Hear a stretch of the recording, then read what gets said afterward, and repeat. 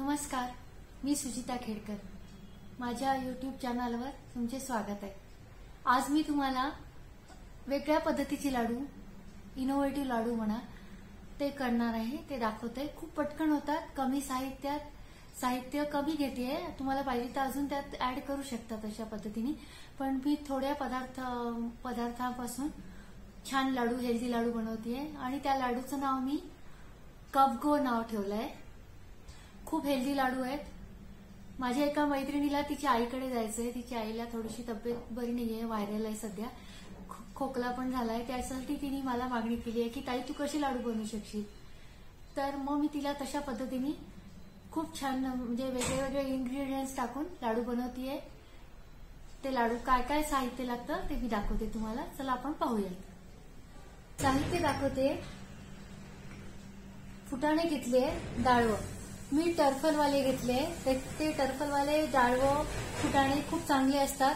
खोकला जातो. रात्री जर हे फुटाणे आणि गुळ खाऊन झोपलं पाणी न पिता तर खोकला चालला जातो. म्हणून मी याचे कव्हर काढून हे फुटाणे घेतले आहेत. थोडीशी खारे असतात. हे अर्धा पाव घेतले. मखाने घेतले बारीक पावडर करून अर्धी वाटी. आणि मुसळी घेतली आहे अर्धी वाटी.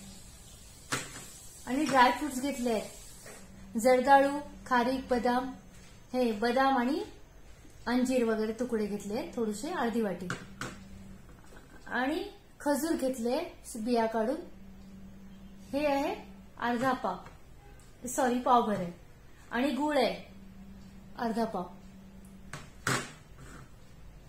आणि ज्येष्ठ मध घेतलाय. आणि लेंडी पिंपळी, यात ज्येष्ठ मध आणि लेंडी पिंपळी याची पावडर घेतली आहे. आणि 2 लवंगा घेतले. लेंडी पिंपळी अशी गॅसवर गरम करून त्याच्यामध्ये थोडंसं मध टाकून खाऊ शकतो आपण, खोकला जास्ती झाला तर.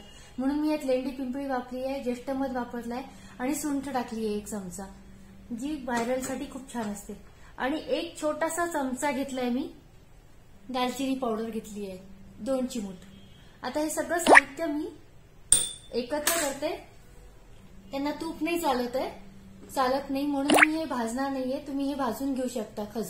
हे खजूर सगळे भाजून घेऊ शकता तुम्ही. मी डायरेक्ट आता हे सगळं साहित्य मिक्सरमध्ये फिरवणार आहे. फुटाण्याला पण काही फिरवायची गरज नाही. मखाने आधीच रोस्ट करून मी भाजून घेतले, मिक्सरमधून काढले. आणि मुसळी पण रोस्ट केलेलीच आहे. आता हे सगळं साहित्य मिक्सरमधून काढते.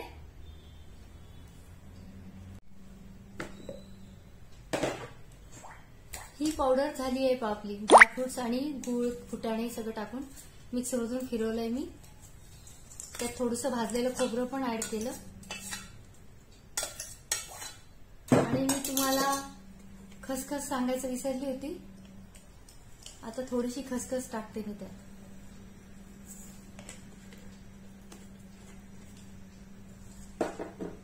नाही तूप नाही, न भाजायचं नाही, काही नाही.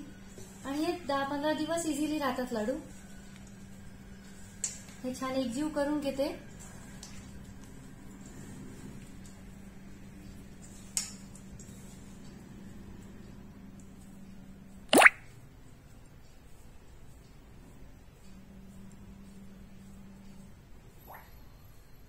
पहा कसा मस्त झाला लाडू.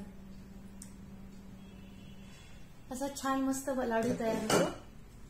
आता हे बाकीचे सगळे लाडू मी बांधून घेते. पाव किलो मध्ये 8-9 लाडू होतात इझिली.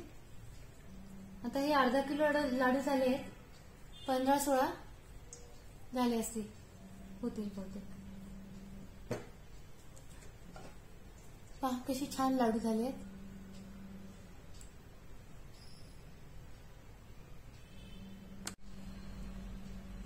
हे लाडू तयार आहेत. कसा मस्त एक लाडू दिसतो छान. तूप नाही आणि साखर पण नाही, थोडासा गुळ आणि बाकी सगळं हेल्दी. कोणी पण खाऊ शकतो. आता गोकुळाष्टमी आहे, जन्माष्टमी आहे, त्याला प्रसाद म्हणून पटकन होणारा आणि कमी साहित्यात हा प्रसाद तुम्ही करू शकता. पहा कसा वाटते. आवडली का रेसिपी? आणि मला कळवा कमेंट करून. आणि सबस्क्राईब केलं नसेल तर नक्की करा.